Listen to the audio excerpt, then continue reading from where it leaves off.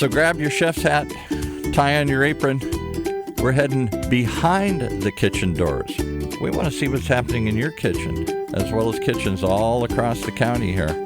With the one man, he's got his finger in the pie. Maybe two.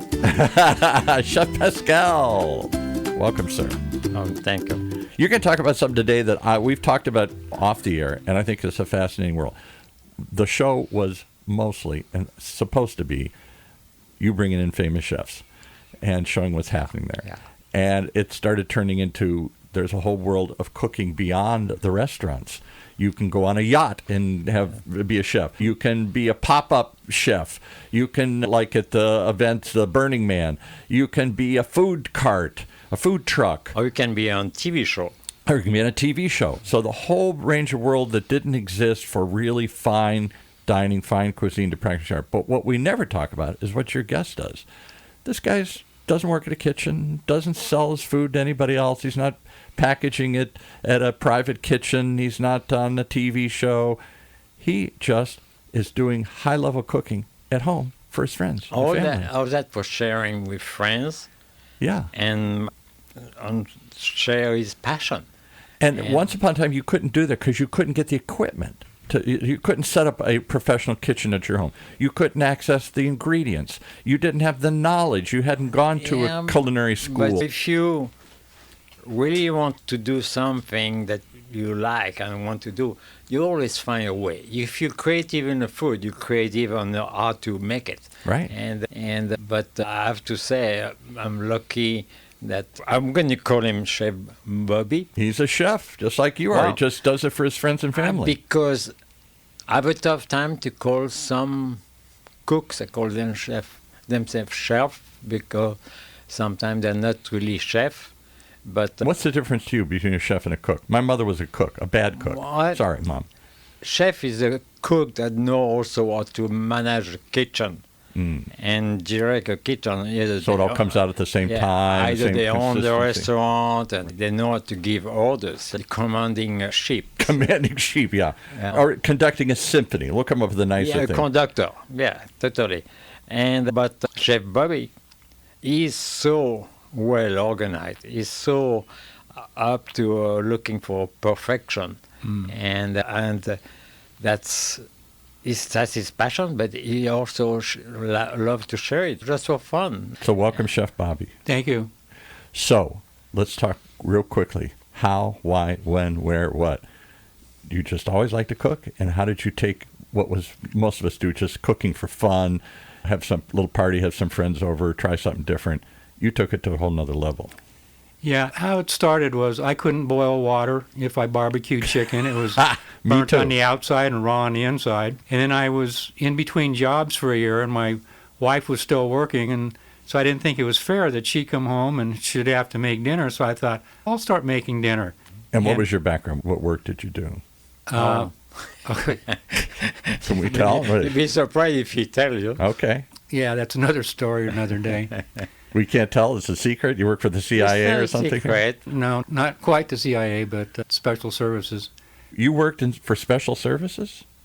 Yeah, a special service, and then I was a cop at Garden Grove, and then I retired from DA's office. That turned into Department of Child Support Services. So this is, again, I'm just trying to get it. None of this has to do with food. Oh, absolutely not. I knew nothing about food. So my wife, I'm sure there's many nights, wished that I would have never started cooking. She's my worst critic. But anyway, I didn't understand the recipes. I didn't understand the ingredients. A lot of the equipment I didn't have. Some of it I even, like for sous vide, at the time was $5,000 for a sous vide machine. I don't even know what sous vide is. It's cooking at the same temperature, at a low temperature, in water for a long time. Okay. Inside a sealed bag, vacuum bag. Okay. Right. And so that requires a special piece of equipment to do that. Yeah, I made my own, and it cost me about $200. So anyway. So I must stop you again. Why? So you're apparently some high-level investigative cop or something, or some secret thing you did here. But whatever you did, this had nothing to do with cooking. Nothing. And did you like this kind of food? Did you go out and seek this kind of food? Or why would you make sous vide? Why wouldn't you just make hot dogs and hamburgers and steak at home here? I made those too. Some better than I'm others. sure because he was craving for good food. How long in your life you have a lunchbox? I did for years. I still do. Yeah, peanut butter sandwich in there. Yeah. So anyway, the more I got into it, the more research I did, and I just started experimenting and then rewriting recipes. And where did you get them? Off of the internet? God, I subscribed to every cooking magazine that you could think of. I watched Emeril Lagasse on TV, all the cooking shows. And you travel. Oh, we travel all the time. So you're bringing back, like, what, Vietnamese, Malaysian food, weird things? Do you go around the world, or you just go around He has the a little connection with Vietnam, yeah. Yeah, I was assigned to the Navy Special Forces, Vietnamese Navy Special Forces, and I did 2 tours in Vietnam. What? So I fell in love with Vietnamese food. I learned how to cook it. I had some Vietnamese friends come over, and we'd cook together.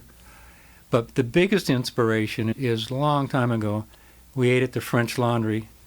And I've never been to the French Laundry. That would be an experience to go. We've been there a number of times. We've gotten to know Thomas Keller and a whole lot of chefs in the world because of the culinary program that they have for the Bocuse d'Or competition. But anyway... What is that? What's the Bocuse d'Or? Bocuse d'Or is Paul Bocuse, the famous chef. With the famous chef. Isn't he the guy that you studied with? Yeah. Okay. And he created about 28 years ago or something like that, competition, a worldwide competition. It's called the Bocuse d'Or. Okay. And you have teams in different countries of the world that want to be there. And so the first is, let's say, the American team is led by maybe Thomas Keller or another famous chef, and they train other chefs, and then they decide what they're going to do. And then it's kind of elimination, and then they bring the top one into in Lyon for a competition. Chef Bobby can't be in that, can he? But we were big supporters, but... Meaning what, you'd go taste it or go to the events where you were in the audience? They would have competitions all year round for 1 year where these young chefs would compete against each other to see who was going to represent us at Bocuse d'Or. Paul Bocuse felt bad because the United States never won anything at any of the competitions. Really? They were very close. One time they were like number 2, yeah. All the famous restaurateurs, yes. all the famous restaurants here, and they never won the international competition. Okay. No, it's not restaurant. It's chef and team, yeah. So I'm still unsure how you support it. How can I support this event? Do you donate money to it? Do you go and... They have events set up that you attend, that you pay for to go. And so you meet these different chefs. They make the food for you and you taste it because they got them an audience. Pretty much, yeah. So anyway, Paul Bocuse wanted to have the United States better represented, so he asked Thomas Keller to run the program for the United States and set up a training program for the young chefs. But he also assigned his son, Jerome Bocuse, and also Daniel Boulou. At the time, Daniel Boulou was French. Yeah. He since became American citizen. So it had to be Thomas that ran it because he was the only American. So Thomas did that, and back in, I think, 2015, we came in second, and Paul Bocuse and Thomas was just so thrilled with himself. And Paul Bocuse leaned over and he said, "Gold." Thomas, I looked at him. Gold. We must go for the gold. Thomas looked at him and said, "You SOB." You can't be happy. We got to the silver. Yeah, I'm sorry to ask, but I have to because people ask me, is Paul Bocuse still alive? No, he passed away. But in 2017, we did win gold. I was there. Wow. And the place just went berserk. There was not a dry eye in the place. And where is the competition held? New York? In Lyon. In Lyon, France. Okay. Because Paul Bocuse, give me 2 seconds of Paul Bocuse. I know the name, but I don't know where he cooked or I know in Lyon. In Lyon, his main restaurant is in Lyon. Plus, yes. So he brings the whole world in to cook. Satellite. And is it just French food or any food? Oh, it's French. I modernized it a little bit over the time, and his own signature cuisine. All his menu is his own signature. And when you were a young chef in France, you worked for him or with him? I worked for him. Actually, I was not even in the kitchen. I was a head waiter. And then, but I always spend my time with the cooks in the kitchen. What are you doing? What are you doing? So by watching, I learned all the recipes, and they were sharing. One of the things you say in this show all the time is, especially in those days, you have a passion for food, you want to get in, just get in. Get behind the kitchen door any way you can. Be a dishwasher. They all talk about it. Start at the bottom. Do anything just to be behind the door and see what's happening. Yes. My learning came from getting in the kitchen and screwing food up. And if you got a doctorate degree for that, I'd have 2 of them. Yeah. A double doctorate in screw up. But that's how you learn. If you're not screwing food up in the kitchen, you are not learning. Pascal? That's why you do it again. You do it again, and you do it again and again until you get it right. There's some dishes I worked on for 6 months before I finally got it right. And my wife would be patting me on the head. Oh, honey, there's some things just better left to a restaurant. Say what? Because that's Get my out of impression. my way. And isn't that She's really your worst critic. Isn't that what the restaurant? She is. I need that. But And the reason I need it is because if I make a dish that's crappy, she tells me it's crappy and she tells me why. The last thing I would need is somebody blowing smoke up my rear end saying, oh, hon, this is so good. And then I serve it to guests and they're looking at me like, oh, my God, Bobby, what were you thinking? I remember one time you cooked for my wife and I, and you weren't too happy about one dish. And say, oh, I wish it was like this. So I don't remember which one, but for me it was good. So I got to make a point. You said something casually, and I think that's been for 100 years the common perception. Some things are better left to a restaurant. They got the equipment, they got the know-how, they got the training. The point of this show is, no, that world has changed. You can get the equipment, you can get the knowledge, you can get the training, and you can be a world-class chef and now at home. You can get the ingredients, especially exotic ingredients. No? And because about the menu, this is how perfect. This was one of the menu that Bobby. Oh, you don't just throw the food out? You make a menu and the whole thing? The whole thing, the show, the table setting, the whole thing. Oh, that's a level I've never seen at my neighbors' parties. There's a little flag here, and there's a little pinch here to hold the menu, and then here we are. And you could present Vietnamese dinner, all right? And there's a menu for this evening. Yeah, we have Vietnamese spring rolls, and then also, Bobby is really good at wine pairing. That's Yuko's job. Oh, Yuko's job. Yeah, okay. Yuko's taken all of the classes from Peter Neptune and Master Sommelier. Good for her. Yeah. And so you never argue on that? Never. Selection? No. So did this all start with the food networks and the food channels where you could now watch great cooks doing it? There was always Julia Child or something, but the Food Network, I have friends. The reason I ask is, they're not on your level, Bobby, but they'd like to be. And they're regular business people. They come home and they just turn on the food channel and start cooking. And they call each other, did you see this? Can we try this? And they're always experimenting, throwing a Malaysian party. I said, what do you know about Malaysian food or something here? I saw it on the channel. So that, and now the internet on top of it, and the access to ingredients and equipment and stuff, did it all just start with these food channel things where everybody said, I can do that? For me, the primary motivator for me is when we ate at the French Laundry for the first time, and I tasted this lobster, and I thought, I've had lobster, I've cooked lobster so many different ways, but I'd never had lobster like that, and I thought, oh my God, food could actually taste this good. Exactly. And they had another dish, oysters and pearls, and I've since made them at home as well. But I bought Thomas's cookbook, French Laundry, and then Per Se, and then Bouchon. I probably ended up with 5 of his cookbooks. And I read a cookbook like a novel from the very first page to the end of the last page. Amazing. And I'm more interested in the chef. What is the chef thinking? What's his background? What is his beliefs? What is his philosophies? Then I'll look at recipes. But the most important thing is I need to get to know the chef. Interesting. Okay. Why do you need to get into his head? If I can say, I think because it's like an artist. You want to know what's behind a painting. And so you want to know what's behind the food. His perspective, where he's coming from, his motivation, his inspirations. Yeah, these aren't chefs. These world-class people, they're culinary artists. Yeah. And their food is edible art. I've heard that before, and that's what I strive to do on my plating.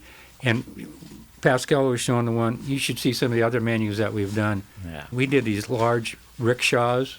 I'm available, Sailboats. Bobby. I'm available just about any time to come taste We get good that food. invitation a lot. But I tell you, there's a double sword to this, too, because if we meet somebody at a restaurant and they come over for dinner, that's the last time we'll ever see them because they say, no, we're intimidated by the way you cook. And so, Yes. I don't Okay. expect you to cook on my level. No. Do a hamburger, do a hot dog, do your best pasta dish. Just invite us over. Doesn't happen. Yeah, no, I'd be ashamed to have you come over to my house here. We're going to do weenies. Why? I like a good weenie. I like a good hamburger. One dish I loved there when you cook this one was a shrimp cooked on sugarcane. Oh, yeah. What? Yeah. Describe that. Yeah, it's very popular in Vietnam. You take shrimp, and shrimp naturally is sticky. So you take sugar cane, and then you cut off the outer side where it's tough. So you get it in there. So you cook the shrimp on the barbecue with the sugar cane, and then you tell people bite into it so you get the shrimp, but you also get the sweet flavor of the sugar cane. And most people have never had that. So I've never had that. I don't think a shrimp is being sweet particularly. But it isn't. Yeah, The shrimp isn't no. sweet, but the sugar cane Then is. just bring the So that's where you get your sugar. But I enjoy doing things that most other people can't do, and I love to blow people's minds with what I'm able to do with a dinner. Yes. You sound like my friend, my late great friend. He died a few years ago, I'm sorry to say, but he was so passionate about home cooking and invested so much money into learning, into buying the equipment, to doing it all. I don't think he ever got to, sounds like, to your level, but he wanted to be at that level. And when I take him to a really fine restaurant, because I just love going out to dinner, Pascal to do it. I don't want to figure out how to do it. Just that's why I go, because you do what I can't do at home.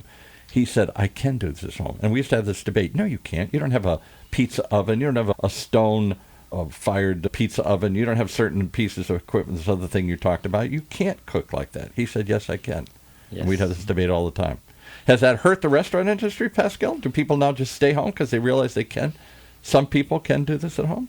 Actually, to go back to the Food Network and ever cooking shows on TV, All that, yeah.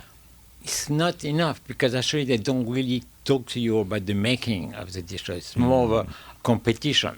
you know. Right. So you have to do your homework if you really want to find. But now with the internet, you have access to a recipe website, and they show you videos you can access. And look at all these. You've brought in some vendors, people that are doing artisan food, artisan ingredients. Yeah. That was a world I didn't know about, nor could I find somebody who's doing heirloom tomatoes, or your friend who's growing oysters up in Oregon somewhere. I didn't have, or the ecology center where you can go get. I didn't know those places, if they did exist. I didn't know how to go to find them. Alice Waters' real genius was that she went out and found the local farmers and the produce and started bringing that into kitchens. Yes. And told us, Al, there are farms around. You just didn't know that they're here. Now a lot of people do know, Yeah. and that's help farming. And that, Huge, yeah. Yeah, and that help us. All these little artisan farms where they're making special. Oh, I found some. I love apples, and there's some I discovered out in Oak Glen, out by Yucaipa. There are some people doing old-fashioned apples that I grew up with in the Midwest. That I thought those varietals had long since died out. Yeah. One of the other things in the kitchen that are very important too is you use the best of the best ingredients that are available. Yes. If you use crap for ingredients, you're going to end up with a crap for dish. Amen. So you use the best of the best, you stand a good chance of maybe making a good plate. And again, my mother, no, not to knock her, but she didn't have the best of the best. She went to the supermarket. It's the winter, so she had frozen vegetables and canned stuff. That she didn't have the best of the best available to her. And Bobby's cuisine is precise, but it's not overwhelmed with all kind of ingredients. You know, a lot of young chefs now they like to put this and that, and a crackling thing on the top. So you and I went to the Whiskey Festival recently, and there was a bunch of great chefs there. And I won't point one out, but there was one popular restaurant here, and I looked at you and I said, "This is what they're offering? I can't even figure out what this is. There's so much stuff in this. It's so showy. It's got so many little sauce ingredients and little things added to it. What is it?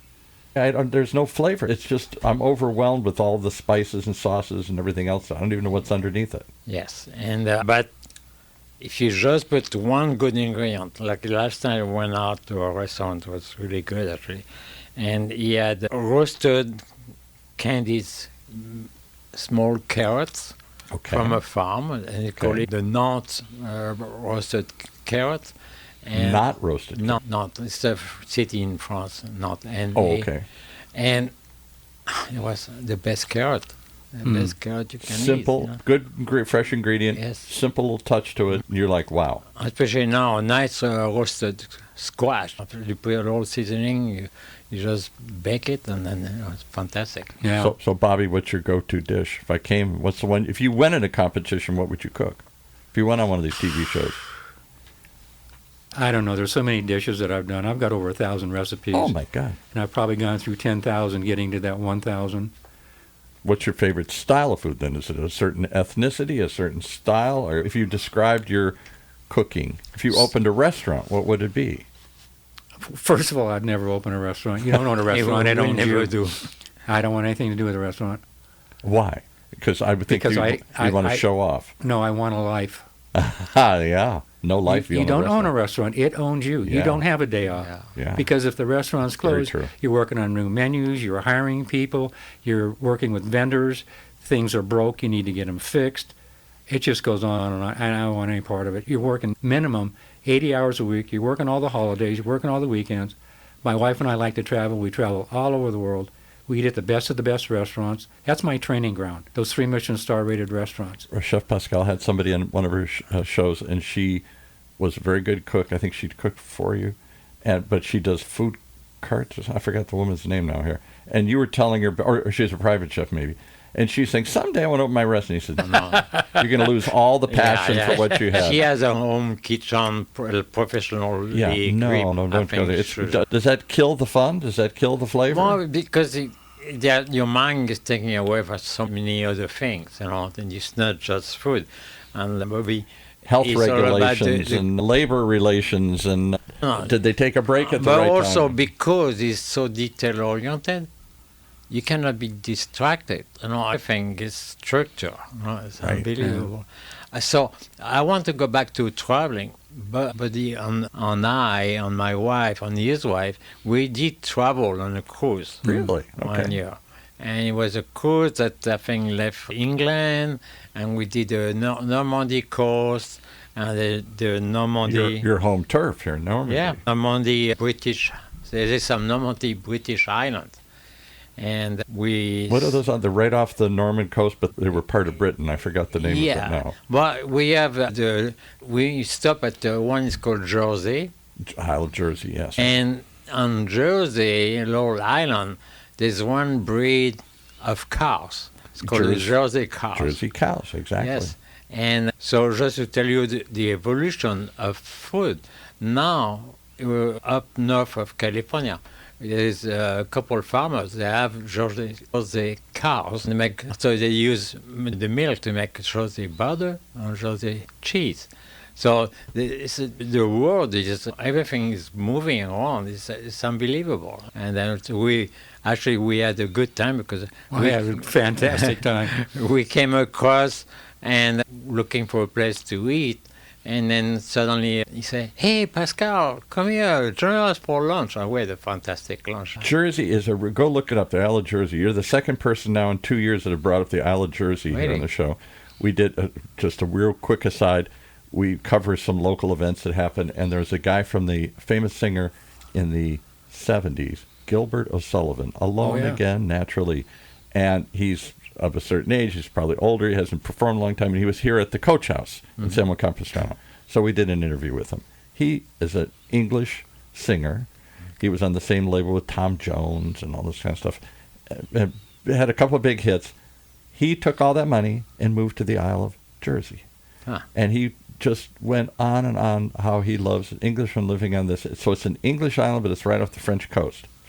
Now that I speak better English than before, I would not mind to move there. You have both. You have the language and the food and the quality of life. It's unbelievable. That's what he said.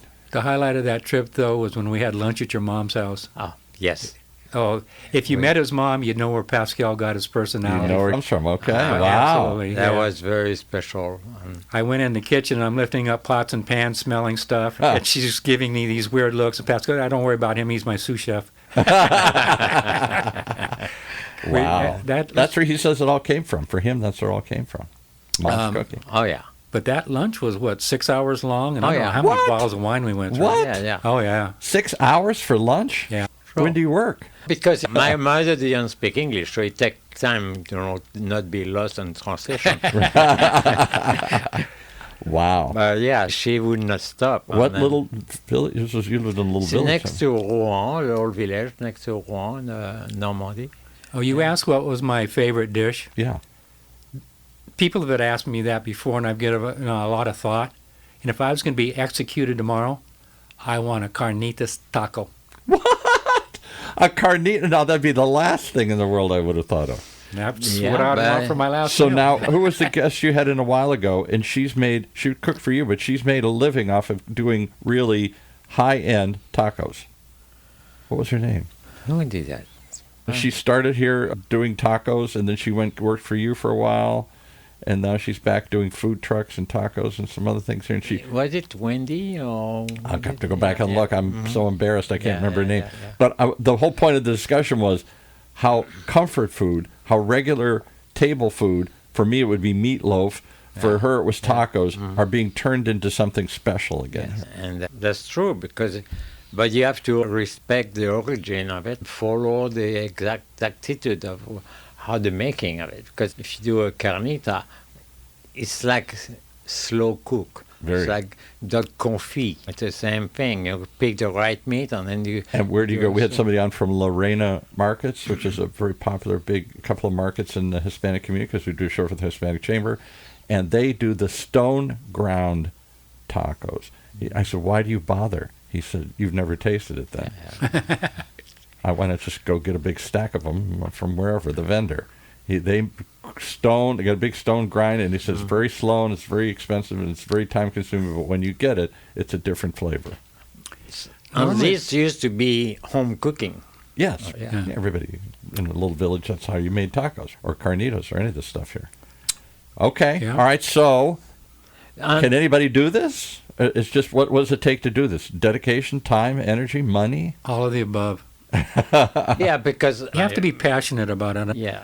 When I do something, I do it 1,000%. I get into it. And there's no rock unturned that I'm not looking for, finding new ingredients. Put me in a store that I've never been into before, Asian store, Indian store. Persian store, all these places. Yeah, and I see something I've never seen before, I'm taking it home with me. Figure out what it is and what to do with it. Not only how to figure it out what it is, but how do you cook with it? And we had the same instinct. You know, a few months ago, I discovered a great Korean store. A Korean store, Yeah. okay. And it's called Zion. oh yeah, And I love Zion. we go And there. What city is it in? It's right there in Irvine, on the Irvine Center. Because there's a huge Korean population in Yeah. Irvine. Oh, yeah. huge. And you have everything from the best mushroom, the best, some great But fish. you don't know about Korean food? How Well, would you I'm even know? learning. I'm learning. Except sometimes the labels is not even It's in in English. Korean, yeah. And So you got one here. What's no, this? yes, No, that's Japanese. That's Yeah. arade. Oh, okay. yeah, this.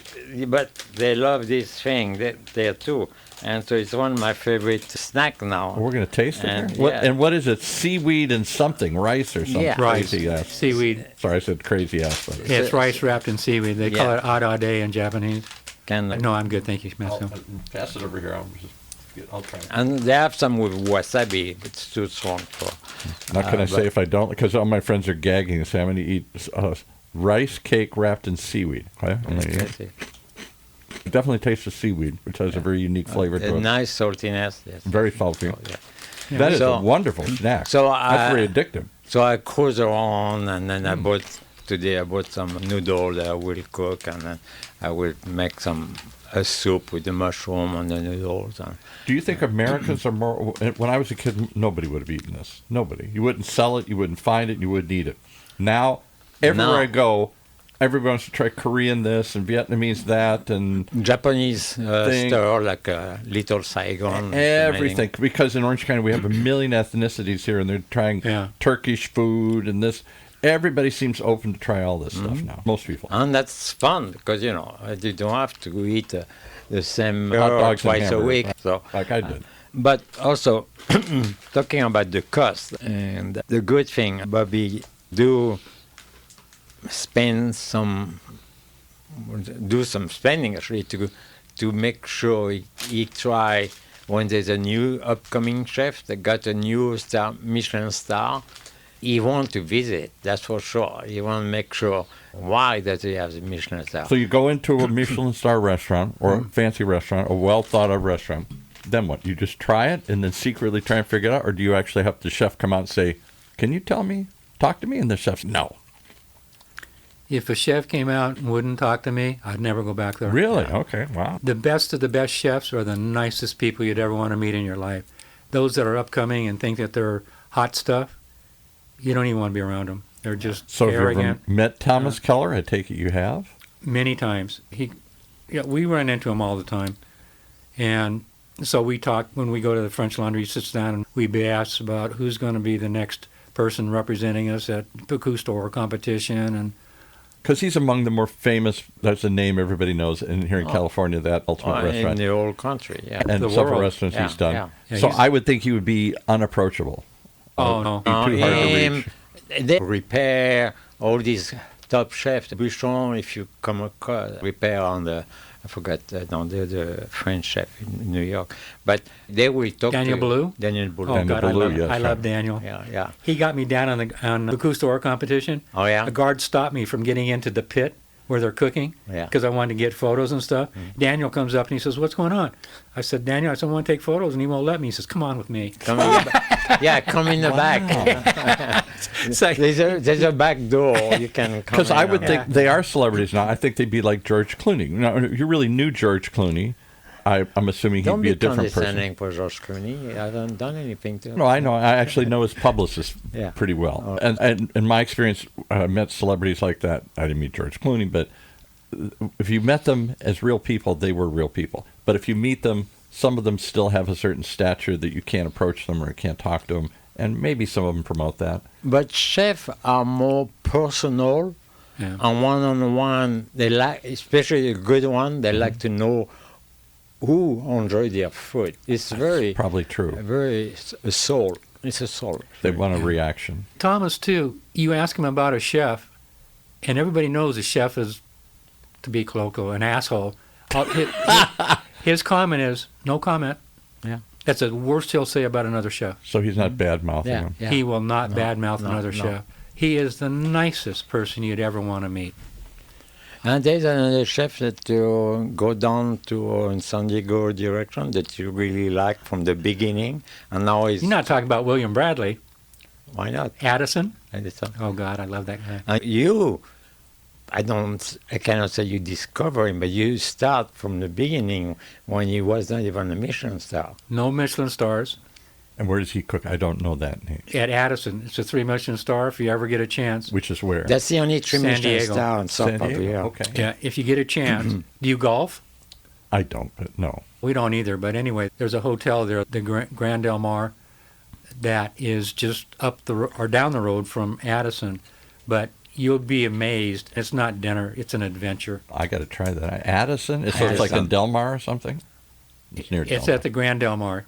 Okay. But anyway, we were telling them that, that we eat at the best of the restaurants all over the world. We've eaten at Addison at least 50 times. Wow. But we told them, you're a 3 Michelin star rated restaurant. I don't care if you got stars up there or not, because you've got the back end that rivals the front end, and you need both. You can't have a great kitchen and a lousy front end. Because Can't be good food and no show. No service. Yeah. You've got to have the service, you got to have the back end, and they have both. That's what Chef Pascal, that was another show we had. You had somebody on who used to work for you, and he now manages some other restaurant. I'm sorry, I'm forgetting all these names. Who was a guy? He manages some other restaurant. And you guys were talking about moving the plates around and the silverware, the show that you used to put on. And he was so amazed. And he said, today a good show is just, a good waiter is just somebody who's friendly. Yes. But there is no presentation. The food doesn't come out a certain way. They don't present it a certain way. It may not even come out predictably at the same time. This came and then something else comes. But if the waiter's nice, it was a nice experience. And you're saying, no, it was a show. Yeah, it has to be a show. People go out for experience. Yes. And Bobby also, once he has a special experience, he will kind of put together a blog and show you the picture of each dishes. Wow. Each dish. So we can follow along? And then, yes. I thought this is a secret society. If you don't know Bobby, you're out. I post them on Flickr. So you can look at under my name and all of the things that we've done, and you can see a lot of the... Flickr's where you share photos, right? That's exactly right. Yeah. And videos. Okay. You're the first person who ever came in and said, go to my Flickr page. How would they find you? What is the Flickr Just page? go to Flickr and then type in my name. Which is Bobby Dunham. Bobby Dunham. Okay. All right. Wow. But anyway, when Addison got their first star, it actually was a slap in the face. And everybody in San Diego, all the newspapers said they should have got at least 2, if not 3. Yeah. So anyway, when he got the 1 star, he looked at Kyle Connaughton, who owns Single Thread up at Harrodsburg. That's another restaurant you want to try to go to. What's the name of that one? Single Thread. Single Thread, okay. They've got their own farm. They go in the morning. They pick out what they're going to cook for ingredients that night. Keller does that, doesn't he? Keller has his own stuff. He's got, right across from the French Laundry. Yeah, the big garden. And then this one is, the farm there is huge. Yeah. And that's part Can of you it. imagine what you could have done, Pascal, down here if you had your own farm where you grew all this stuff? Yeah. We try, really. It's expensive farming and hard. It's not easy in Orange County. No. So anyway, William looked at Kyle and he said, should I act happy? When he got 1 star? Yeah. And so that lit a fire under him because he was just so bent in hell that he's going to get 3 stars, that he just fired everything. He just became obsessed with the quality, with the ingredients, with everything. Because how did they rate the star? They come anonymously. You can be a great chef. You can write beautiful menus, but to come to a level of 3 star, there's some requirements. The crystal, the silver. Really? The everything. china. The napkin. The tablecloths. Wow, I didn't linen. know that. The bathroom also. Yeah. So they rate you on all that. Oh, yeah. Oh, absolutely. Yeah. And how many times is it just one person visits and makes this determination? We don't know. They don't tell us. We don't know. Yeah. So anyway, he got his 2 stars, and that even made him more determined to get the 3rd one. So we were watching it on TV, and they always do it in alphabetical order. They didn't mention Addison when they were for the 2 stars, but they got it, and they did. Yeah. And how many stars? What's the ultimate? 3 or 3? 3. That's it, 3. Yeah. So can I ask you both a question? This Sure. is always wondered. So I grew up in the 60s. Michelin was a tire that had a guide. Yes. And so you drive around to get more people to drive around. But it was Michelin guard. For a while, they didn't even rate American restaurants, didn't they? It was just French restaurants. We had Yelp. Not Yelp. We had Zagat. Zagat, Yeah, yes. Zagat. That was the Review. first really main restaurant guide that was rated by the customers. Yes. Yeah. So when did they start expanding into America, and do they still... My perception is it's still primarily, because it's a French tire, it was a French guide, a French influence. The East Coast has started before us, and they came to California about, 4 or 5 years ago? Yeah, not that 6 long years ago. ago? No, Southern California, they did Northern California first. Yeah. They wouldn't do Southern California. They said there was... No. Nothing worth reviewing, huh? Well, Yeah. it wasn't renewing. They just didn't do it come down here. They thought there was no market for it, which is total baloney. There's politics involved, I'm sure. But a lot of people, when they travel, they look for 3 Michelin star rated restaurants because they want to try them. And so that changed Addison totally, because trying to get a reservation into Addison, we can get in whenever we want. I just call up Sean and he's I'm saying I'm with you then. Okay. Yeah, if you want to come and eat with us, that's fine. We'll be there in December. I would love to go there. I've never been to a 3-star restaurant. I don't know what that experience is like. You will remember for the rest of your life. Yeah. It's so totally different. It's not going to a restaurant. It's going to an event. It's an experience. Going to a circus. The only time we went to a circus was I'm just saying a circus. It was a big show. and circus lots of doesn't things. sound good. It doesn't sound good. But was Alchemist. Yeah. Oh God, is that crazy? That was a real weird experience. Is that the one they do in San Diego where it's like a happening and you go and there's weird people dancing and then there's food? and That's everything? it. Yeah, I've read about that. Yeah, well, it's in Copenhagen, Yeah. and there's this heart that's thumping on the ceiling while you're eating. And they dance in bizarre costumes and weird things happen in light shows and everything. The whole thing. It's weird. It's strange. It's There's a unusual. weird movie like that. It's called Chef, and it's very extreme. Oh, God. He's a chef that wants to have a revenge against customers that bitch and complain all the time. And you basically die at the table. Oh, wow. All right, I can see that. They got one room in there that's full of plastic balls, so you go in there and you dive into it. There you go. It's an experience. I just. So what do your friends say? They must all know you do this now. Do they? I wouldn't bring you over to my house. I'd be embarrassed to bring you to my house. That's why we have chefs coming over to eat. Yeah. I'll bet. Do you We hang do. out with chefs? Do they come in? Yeah. Chef? Yeah. In fact, this Monday we're going to Morocco with Ahmed Labat and his wife. He's from Morocco, and Amar Santana. They own Vaca in Broadway. Yeah. In fact, they're those are just famous opening up restaurants, another Yeah. Vaca in downtown L.A. In fact, they're doing a pretend open up tomorrow. We were invited to it, but we had already signed up for a Peter Neptune wine dinner at the dark room. But yeah, we've had a lot of chefs. You're come down hanging for with the big boys here. Do they treat you like one of the big boys? Do they dinner. treat you as We're all friends. After a while, the world becomes real small in the culinary world. Yeah. Pascal's been to our house a number of times. We've been to Pascal's. And how do you meet them? You go taste their food at a restaurant, and then you want to meet them, and then you tell them what you do. And don't they look at you and go, "Oh yeah, you're a great chef. Oh yeah, you're a serious chef." They know what level I'm at when they start talking to me and I start asking them questions, because I'm asking them questions that most people wouldn't know how to ask. I wouldn't know how to ask. And Oh, you're trying to get somebody on the phone here? Yeah, don't worry. Yeah. Okay. But talking about that, I went to last night. oh, did you? Yeah, love it. Zach's been to our house with his wife for Oh, dinner yeah? several I times. love Zach. Yeah. Now, tell me, I don't even know where that is. I've never. heard of it. You met him at the Orange Coast Market in best restaurant of the year. Okay, and where is And this? he's the one who had the He used to work at Bello and do the chef's table Bello. there. He was good doing winemaker with Peter Neptune actually. Yeah, and then Drew Adams is his he had own- a turntable because he liked to LP music and yeah. Oh, is that it's right near South Coast here or something? No. That was the meeting we had. Yeah. But celebration. Now he has a restaurant in Santa Ana on Arbor Boulevard. And what's it called?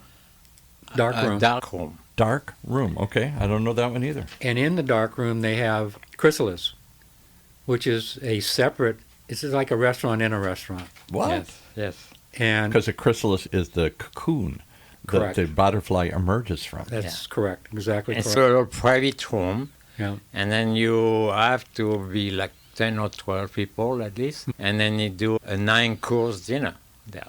Yes. We got to get these people on the show. You're just making me want to meet all these I people. went there last night. Hey, so then invite them on the show here. That's why I talk about the carrot they serve on. There were saltfish is unbelievable. They come over and I'll do 9, 12-course dinners with them. Wow. And so they, For somebody who's never, I've had a couple of extended course meals.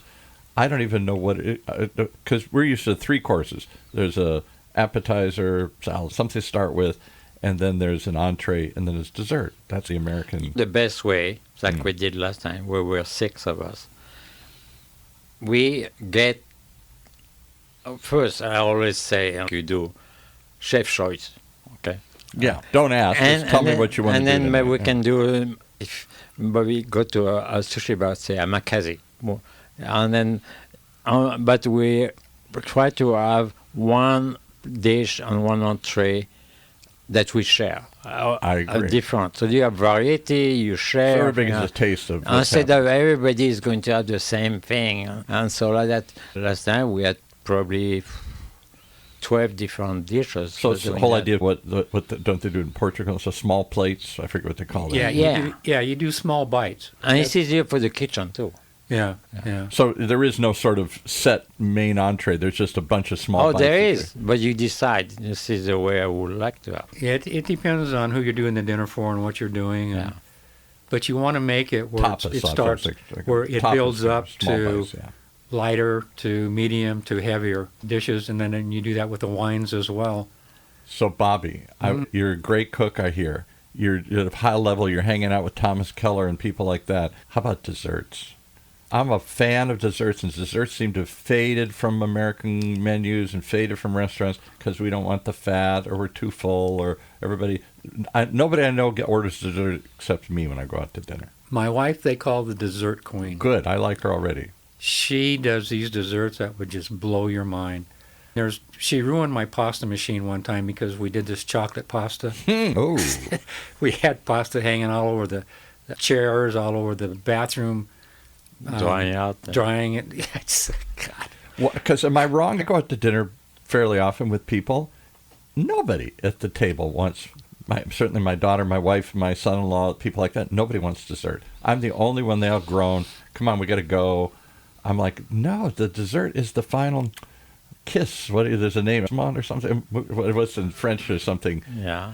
It's the final little kiss goodbye here. It's the little, and it's sweet and. Well, in restaurants, there's two parts very important: the way they greet you, yes, and the way you finish a meal. Yeah, I agree. That's it. And then so like that, something you remember when you cross the door. But for most meals I go to, I'm talking about nice restaurants. The way they greet you is great. They sit you. The food comes out. The drink comes out first, and the food comes out. And everybody has the meal, and then this kind of okay, I guess we're done. And then they just say, you want the check? Yeah. There is no goodbye.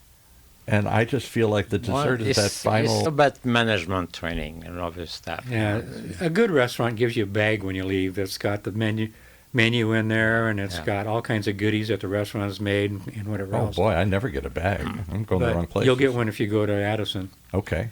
Or the French Laundry. But one of the things I tried to make, and it was, I don't know, maybe it was from Art Culinaire or something, but it was so complicated because you had to go to different parts to get the different recipes for the different things. Okay. But anyway, it was these chocolate cups that look exactly like a coffee cup. Ooh. With a little handle on it. It took me 6 months to learn how to make these. Wow. So it was. Do you need a mold or something? Do you have to? You grease up a balloon, and you stick it grease into up a balloon. Okay. and you stick it into the chocolate, Yeah. and you take it out and you put it in the refrigerator, and then after it's set, you pop it, Pop the balloon. and the balloon squeezes down. Now, if you happen not to get a part of the balloon with the oil on it, it goes the whole thing, the Yeah. chocolate. If you use the water balloon, when you pop it, just because it's got a thinner membrane and you've just destroyed everything, start over. Oh, because there's no yikes. way to get that balloon out of there. Wow. And then you look at it, it's got fingerprints on it. Yeah. Then you learn to wear a glove. And then you learn you can only have it out of the freezer for a certain amount of time before it starts melting again. It was... Are there any great restaurants? Again, I've never been to French Laundry, so I'm assuming they would, but I don't even know restaurants have a signature dessert anymore. It's a very normal thing. You want ice cream, you want maybe there's a pie or cake or something. The dessert is never their showpiece. The appetizer might be, It certainly used the to entree. be in the past, go to a certain restaurant for the souffle. Yes. You know. Oh, souffles. That I was love a big deal. And you had to tell them up front because it takes 30 minutes to make it or whatever. Yeah. Addison, you're going to end up with probably 8 to 10 different pieces of dessert. Wow. I'm telling you got to try it. I got to say, all right, my mouth's watering because that's been my common complaint. Desserts have faded from the American. When I go to a private party, there's no dessert. There's coffee maybe or something, but there isn't. Desserts, like, it's over. Go. Well, at Bocuse, and they still at the auberge, they have a dessert carte. A dessert cart. And they build up the carte, and then That's right. they say, what do you want? That is Right. 2 or 3 tiers, and it's unbelievable. And I don't know why restaurants gave up that revenue, too, because that's one more thing to buy. You have one more thing to Well, do. usually these restaurants is prefix Oh, okay, menu. right. So. You're going to remember this one dish just prior to the main event at the Bocuse d'Or competitions. They have a dinner set up. There's some of the best chefs in the world, 2 floors. One of the things they brought out was a Bressie chicken cooked in a pig's bladder. Yeah. You remember those at the? Yeah. Wow. That They doesn't have sound appealing to me. They have. Oh God! If you saw it and they cut it open, you get But this whiff. those are the best chicken in the world. Yeah, And they're you only get them there too. blue feet. Trust me, I know. I look for them. Wow. Okay. So you've got some of the best chefs in the world videotaping because they were just so in awe of this dish. I told my wife, I said, I got to go make some of those. So we get home. I finally found some pig's bladders. They come Where would you even Strong. find a pig's bladder? Yeah. in rural areas. They use those. They blow them up for balloons and stuff for the kids. Okay. Dead seriously. All right. In fact, one of the one that opened the restaurant, Dialogue, he had a restaurant in Chicago. Yeah.